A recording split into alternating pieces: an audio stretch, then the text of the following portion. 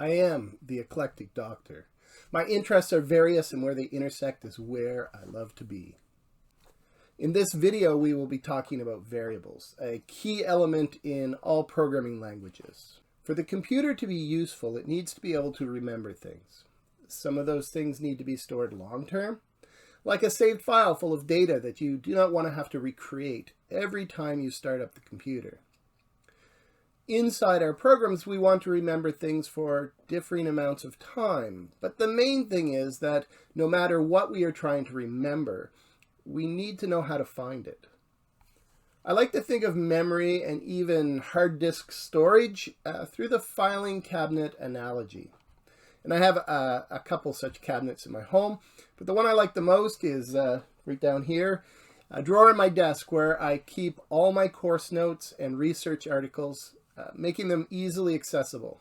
The files in my drawer are organized by school and then by course codes. That way I usually only need to search through a single folder to find what I'm looking for. And this is what computer memory is like.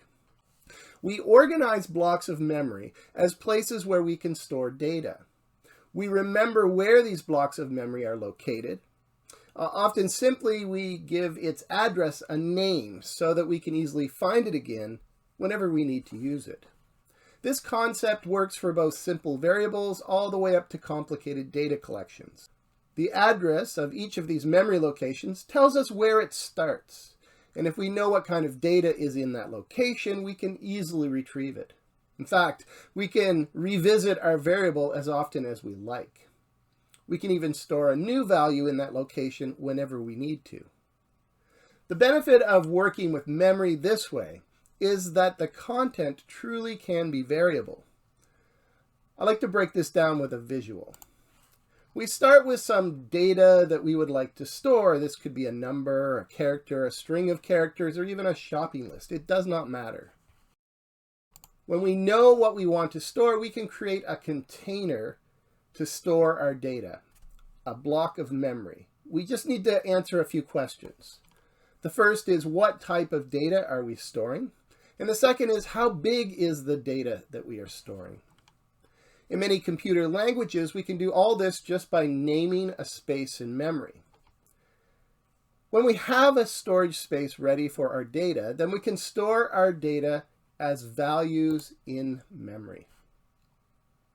The value will remain in the variable until we decide to change it. And while it is there, we can simply read the value held in our variable anytime that we like. What I want you to see here is that when we read it, we are seeing an interpretation of that value. Consequently, we usually need to know what type of data is in our variable. If we ask for a different type, then the interpretation might not match what we put in that variable. You'll be able to do something with it, but it will not be represented correctly. For example, if we put a single character into our variable and then later look at that variable as if it were a number, we will see the code for that letter. To denote this act of interpretation, I put quotes around the data that we have read from the variable. Now, this does not mean that we cannot change what is inside the variable. It just means that we must be intentional when we want to change the value inside the memory location, which is a good thing. This is what we call a variable, a named location in memory where we can store data for use in our programs. The variable has a few qualities that we need to understand to use them effectively. Because to the computer, a variable is simply an addressable block of memory, it is up to the language and the developer to know how the bits inside that block of memory are meant to be interpreted.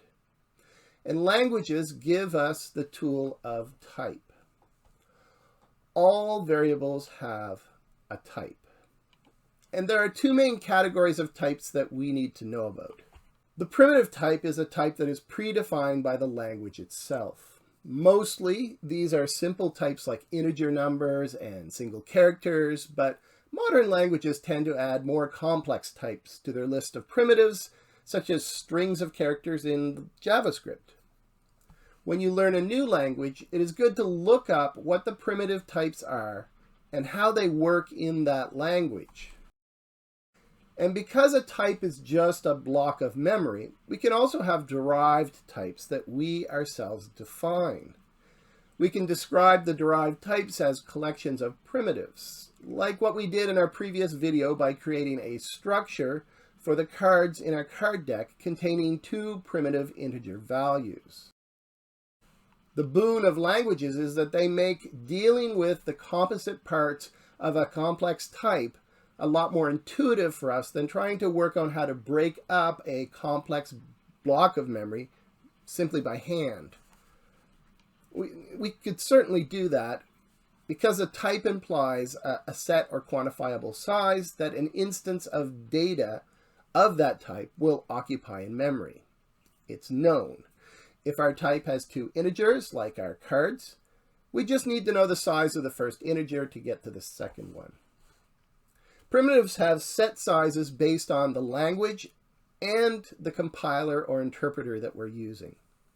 Usually the language sets minimums, and when we use the language, the tool that converts our program into something that runs will follow the minimums, but they're free to choose something that makes more sense for the kind of computer on which our program will run. Types also consist of an interpretable pattern.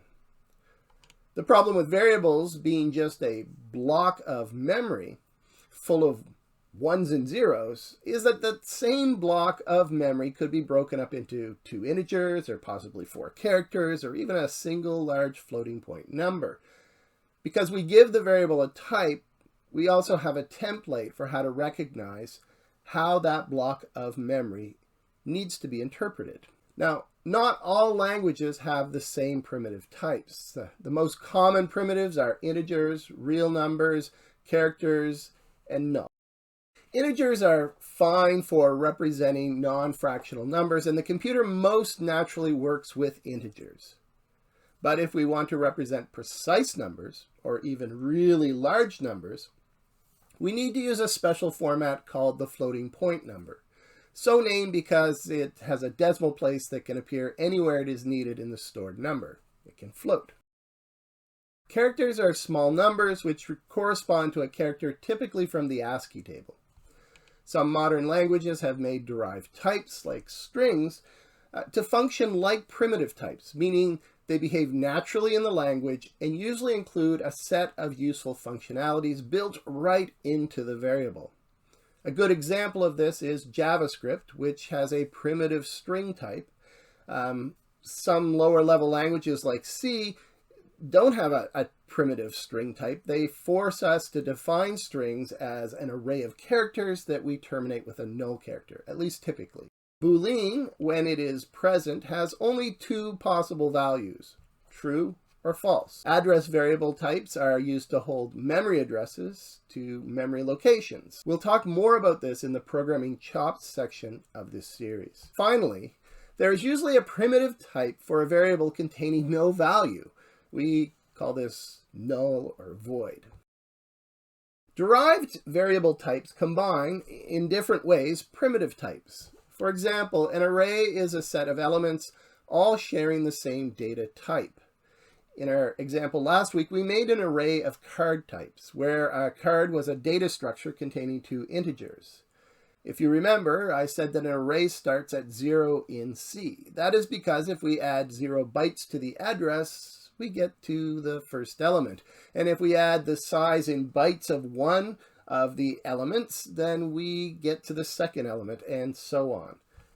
Data structures are a way to create a new data type that holds a number of values, and for each element we can reference the components of the data structure using the names we give inside the element. In object-oriented programming languages, we bundle not just various data types, but we add to them the functions that work just on the data. We'll talk about this much later in the course. There are also special types that allow us to name a sequence of values, which we will see when we talk about suits in our card deck, for instance. Sort of like an array, but a really quick way to initialize a series of primitive values. All variables exist only in specific contexts. We call that context the scope of the variable. By default, scope is limited to where a variable is created. This prevents what programmers call side effects, when the value in a memory location is inadvertently changed. When I create a variable inside a block of code, then it is accessible to the instructions that are inside that block of code. And when that block of code is finished running, there is no need for the computer to preserve the data in that memory. We call this going out of scope. We can create a variable that is outside of our code blocks, which gives it a global scope in our program. This means that any part of our code can modify the value in that variable. This is useful when used sparingly and where side effects are not an issue. The reason we want to avoid side effects is that they can easily lead to problems that are difficult to trace and fix. So the best practice is always to create our variables in the scope we need them, so that they are local to the instructions that use them and not readily subject to inadvertent side effects. And our code is smart enough to look first locally and then globally for the name we have given to a variable, which makes it important to be deliberate in how we use global variables. Let's jump over to our code editor and talk about how this works using the code we worked with in our last video. In wargame.c, just using what we have already developed here, we have a couple of things that demonstrate this. We have inside functions, or inside the scope of a block of code, we have some variables that we can use. For instance, we have these iterator variables, I and j, which are used to count from one number to another number.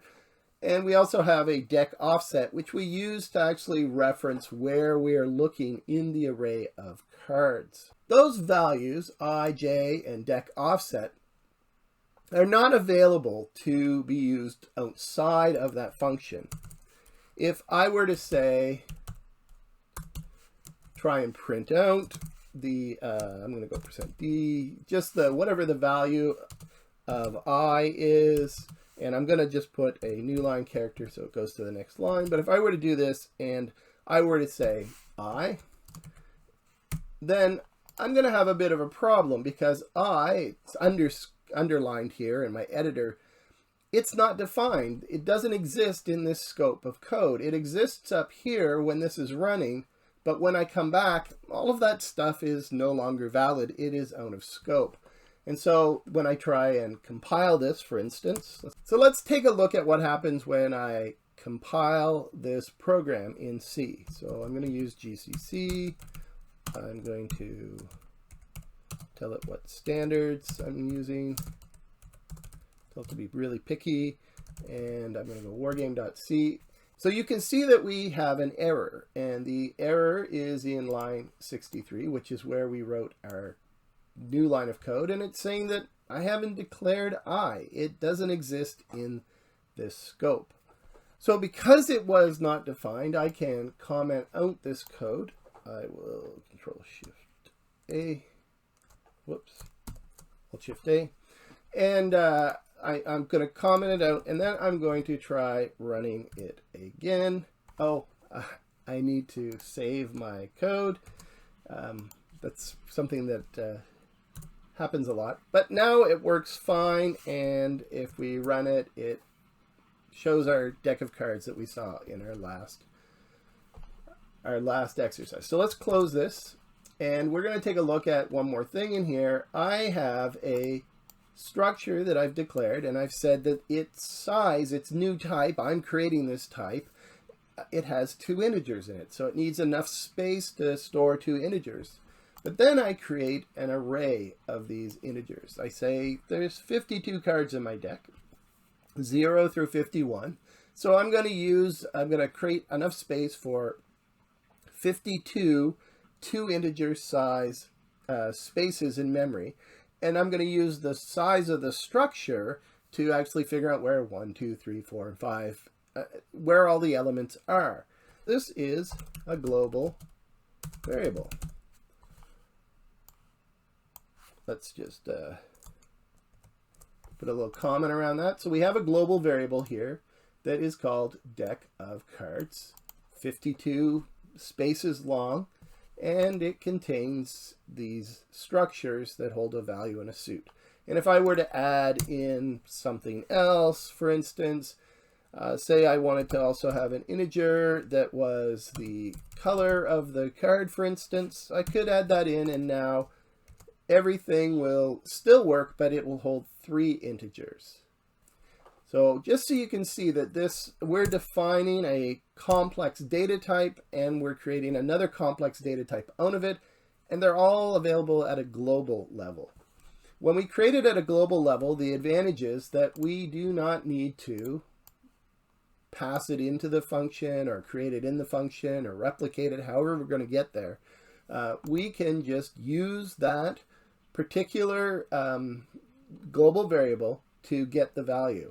And you'll probably remember, or maybe you won't, you'll remember that I created in the test deck, the thing that printed out the program, I created a way that we could just pass a card deck into the function to work with. So I'm just using this thing called deck that I created, which is an array of my structures.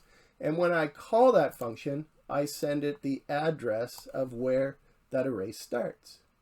So if I have enough information in that array to find out, for instance, how many cards I have, then I'm golden. I can actually go and work my way through that. Variables are named locations in a computer's memory, and we can use them to store data. Variables have types, which let us know how to work with them, and variables have scope, which determines what parts of the code can see and use them. Next up, we'll talk about conditional branching.